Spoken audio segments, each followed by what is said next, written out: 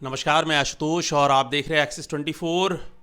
बड़ी अपडेट है। बिहार पर बहुत सारी चीज़ें चल रही हैं क्योंकि वहाँ पर बाई इलेक्शन चल रहा है और बाई इलेक्शन 30 तारीख को है। और उससे पहले बिहार की जो राजनीतिक स्थिति है और जो परिस्थिति है वो नॉर्मल नहीं रही है। मतलब 2020 में चीज़ें क्लियर थी, कौन महागठबंधन में है, कौन एनडीए के साथ है, कौन बाहर से एनडीए को सपोर्ट कर रहा है, मतलब चिराग पासवान, जो मैं कहना चाह रहा हूँ। लेकिन ये जो बाई इलेक्शन है इस पर सारे पुराने जो समीकरण हैं वो टूट रहे हैं। और साथ में आपको ये लिटमस टेस्ट भी माना जा रहा है। लिटमस टेस्ट इसलिए कह रहे हैं क्योंकि एक साल लगभग होने को है नीतीश कुमार का, और नीतीश कुमार का जो इस एक साल का शासन है उसका भी एक तरीके से इसे माना जाएगा कि इसका जवाब है जनता का क्या मूड बना है एक साल के शासन को लेकर। क्योंकि जो दोनों सीट है, जो आपको कुशेश्वर स्थान की सीट है, जो तारापुर की सीट है, ये दोनों जनता दल यूनाइटेड की सीट है। यानी 43 जो विधायक थे उनमें जो 2 विधायक थे, आपको उनकी मृत्यु हुई, उसके बाद वो सीट खाली हुई है। वो विनिंग सीट थी जेडीयू की। अब वहाँ पर चुनाव है। चुनाव में पहले जब महागठबंधन लड़ रहा था तो तारापुर का जो सीट है वो आरजेडी के कैंडिडेट को आरजेडी के सिंबल पे लड़ा था। और जो कुशेश्वर स्थान का जो रिजर्व सीट है शेड्यूल कास्ट के लिए, वो सीट कांग्रेस के कैंडिडेट अशोक राम ने लड़ा था। पता नहीं क्या स्थिति बिगड़ी, क्योंकि जब से चुनाव रिजल्ट आया है और कहीं ना कहीं ये बार बार बताने की चीज़ें हो रही है कि जो कांग्रेस है उसके कारण महागठबंधन की बड़ी हार हुई है। 70 में से केवल 19 सीटें जीते हैं और ये लगातार वो रिफ्ट बढ़ता ही गया। और खासकर कन्हैया कुमार के आने के बाद माना जा रहा है कि ये जो जो कांग्रेस जो है बैकफुट पे थी, वो एकदम कमज़ोर पड़ी भी थी, वो कहीं ना कहीं कॉन्फिडेंस दिखाने की कोशिश कर रही है। और आरजेडी, अगर समीकरण पहले चुनाव से पहले आपको एक सीट पे आरजेडी लड़ी थी, दूसरे पे कांग्रेस, तो क्या आरजेडी भी चाह, क्योंकि आरजेडी ने बार बार कहा कि कांग्रेस ये सीटें नहीं जीत सकती है, हार जाएगी, तो क्या कन्हैया फैक्टर वहाँ पर काम किया कि आरजेडी ने भी कहा कि इनमें से अब इनको दोनों में से एक भी सीट नहीं दी जाएगी, जो एक सीट है कुशेश्वर स्थान की वो भी हम लड़ेंगे। क्या फ्यूचर, क्योंकि तेजस्वी यादव के जो अपने जो उनकी पहचान है, उनकी जो एक बिहार में एक युवा नेता की है, उसको कहीं ना कहीं कन्हैया कुमार के थ्रू चैलेंज माना जाता है। और जब 2019 में लोकसभा चुनाव हुआ था जिसमें आरजेडी के कैंडिडेट, क्योंकि लेफ्ट के साथ उस टाइम भी सपोर्ट था, बहुत सारी सीटों पे आरजेडी ने कैंडिडेट नहीं उतारा था अपना, और लेफ्ट ने बहुत सारी सीटों पे आरजेडी को सपोर्ट किया था, लेकिन कन्हैया की सीट पर आरजेडी ने अपना कैंडिडेट उतारा था। और बहुत लोग ये मान रहे थे कि ये कहीं ना कहीं तेजस्वी को लेकर उसकी इनसिक्योरिटी है वो काम कर रही है। हालांकि उसमें जो सच्चाई है वो बड़े अलग तरीके से काम करती है, क्योंकि वहाँ पर आरजेडी का पुराना कैंडिडेट भी था। लेकिन अगर चाहते आरजेडी तो सपोर्ट दे सकती थी और कहीं ना कहीं इसका एक बड़ा इम्पैक्ट दिखने को मिलता। लेकिन आज तक कन्हैया कुमार और तेजस्वी यादव एक मंच पे नहीं आए हैं। लेकिन ये पूरा लिटमस टेस्ट है, इसको पूरा समझने की ज़रूरत है, क्योंकि दोनों सीटों पर जो जीत हार का मार्जिन का अंतर रहा है वो 6 से 8 हज़ार के बीच के ही रहा था। जहाँ पर तारापुर विधानसभा में मात्र 8 हज़ार लगभग वोटों से आरजेडी के कैंडिडेट हारे थे। वहीं पर आपको कुशेश्वर स्थान पर अशोक राम भी केवल 6 हज़ार से कम वोटों से हारे थे। तो मतलब टफ फाइट रही है। हालांकि जो जीतने वाले कैंडिडेट थे वो लोग 2-2, 3-3 बार लगातार जीत कर आ रहे थे।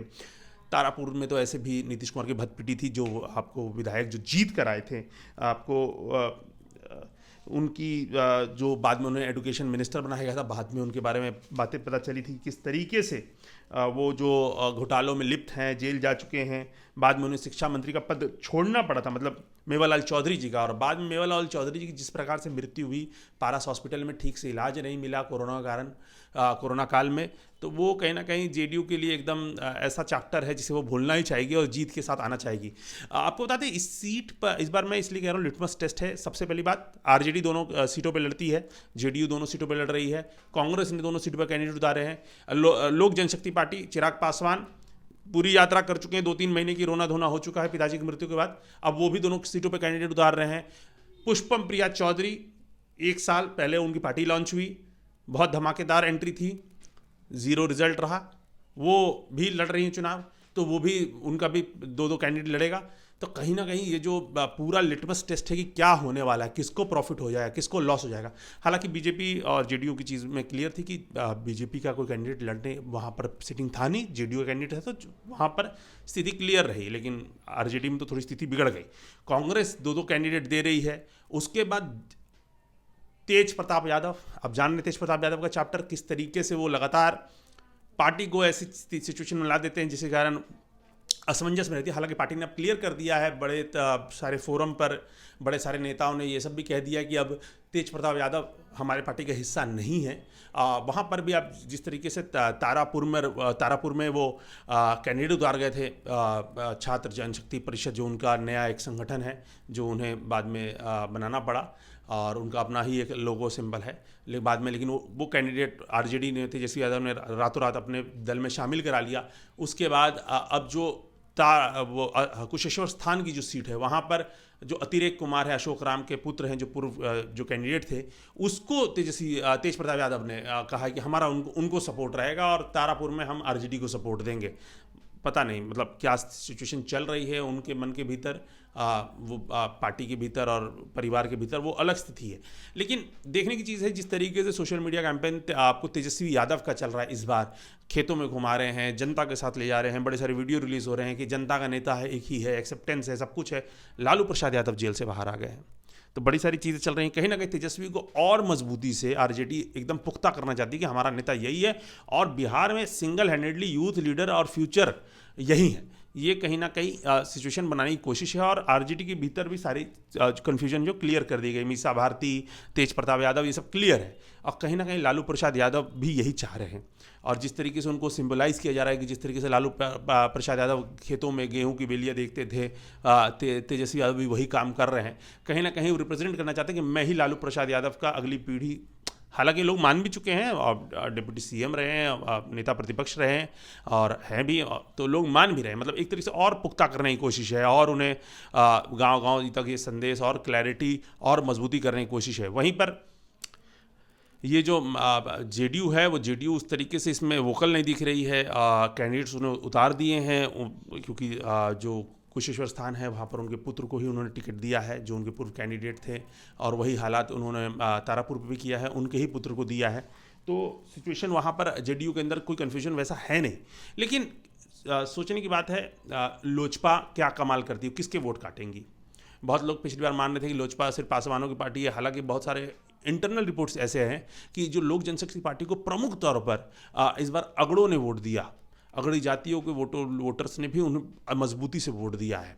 तो वो वहाँ पर देखना होगा, वो अगर वो वोट कटता है, क्योंकि जेडीयू के साथ अगड़ी जाति नहीं जाना चाह रही थी और जेडीयू के साथ इस बार भी अगर अगड़ी जाति नहीं जाएगी तो आरजेडी के साथ नहीं जाना चाहेगी, तो फिर वो किसको चुनेंगी।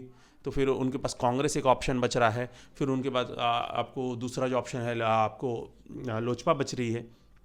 तो वो भी एक तरीके से चीज़ों को देखने को एक नया मिलेगा कि भाई इस बार जातियां किस तरीके से काम कर रही है, वोटर्स किस तरफ दे रहे हैं, क्या कोई मुद्दों पे वोट हो जाएगा, नीतीश कुमार के 1 साल के शासन पे वोट हो जाएगा, क्योंकि ये बहुत इंपॉर्टेंट है। 2 सीटों पर अगर दोनों सीटों पे नीतीश कुमार हार जाते हैं तो उनके 43 से संख्या हो जाएगी 41 और जो एनडीए की जो संख्या है 125 से घटकर हो जाएगी 123, यानी 223 में 122 चाहिए सत्ता में रहने के लिए, मतलब केवल एक ज़्यादा आपको बहुमत से। और उसके बाद आपको 4 हम हैं यानी जीतन राम मांझी की पार्टी और 4 जो हैं वो सहनी है, मुकेश सहनी की पार्टी के लोग, वीआईपी के लोग हैं। तो वो तो पहले से ही बार्गेनिंग और इसके मिजाज में रहते हैं, लेकिन बहुत कंफर्टेबल वो लोग फील करते हैं एनडीए के भीतर। तो जो हम लोगों की चीज़ें समझ में आती है कि वो एनडीए के भीतर ज़्यादा कंफर्टेबल महसूस करते हैं महागठबंधन से ज़्यादा। तो क्योंकि पीठ में छुरा भोगने वाला कांड आपको अगर याद हो, जो चुनाव उस वक्त देख रहे हो, तो वो वहाँ पर था ही। लेकिन मान लीजिए अगर 123 सीटें हो जाती हैं और आरजेडी जिस तरीके से कैंपेन कर रही है मजबूती से और जिस तरीके से अगर समर्थन देखने को मिल रहा है सोशल मीडिया वगैरह पर, अगर वो सीटें आरजेडी जीत जाएगी तो क्या क्या अंतर आएंगे, क्या क्या चीज़ें होंगी।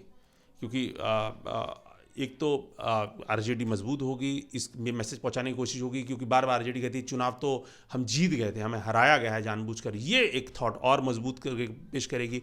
फिर वो डिस्टेबलाइज करने की कोशिश करेगी गवर्नमेंट को कि भाई गवर्नमेंट कैसे तोड़ी जाए, और लालू प्रसाद यादव आ रहे हैं, बिहार में रैली करेंगे, वो देखने को मिलेगा।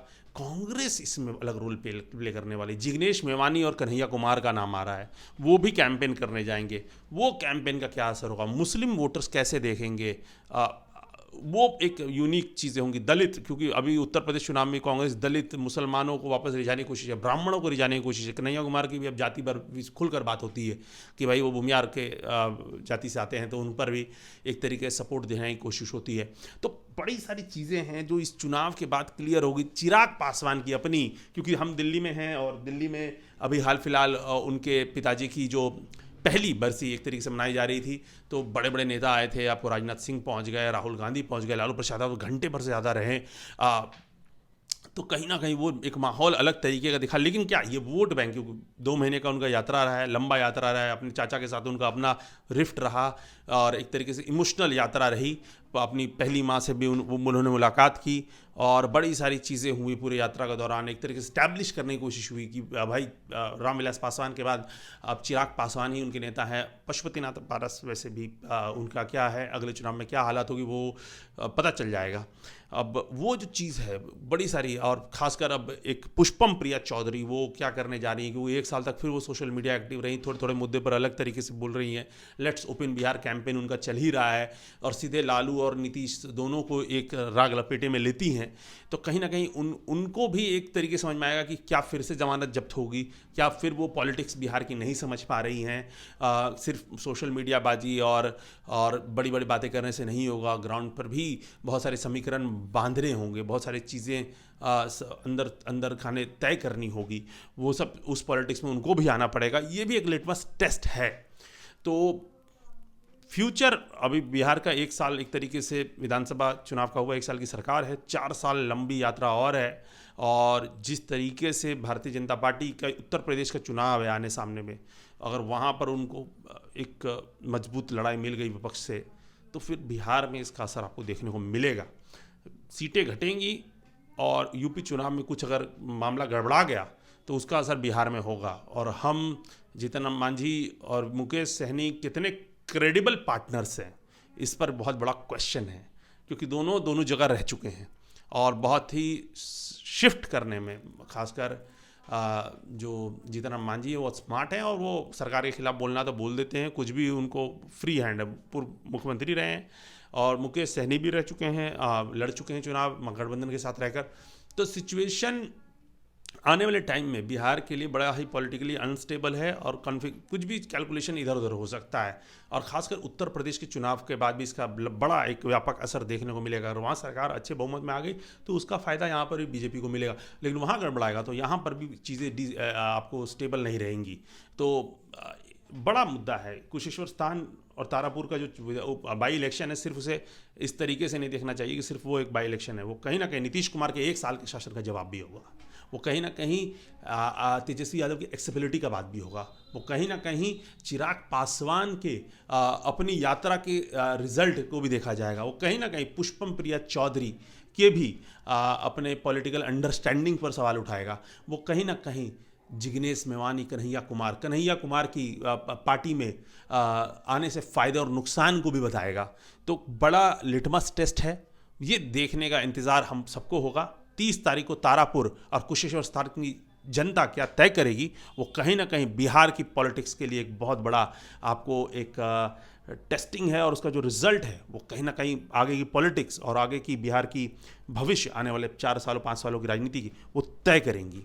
लगातार इस तरह के अगर आपको हमारी वीडियो रिपोर्ट अच्छी लगती है और ऐसे समीक्षा थोड़ी सुनना और देखना चाहते हैं तो हमारे चैनल एक्सिस 24 को सब्सक्राइब कर लें। धन्यवाद।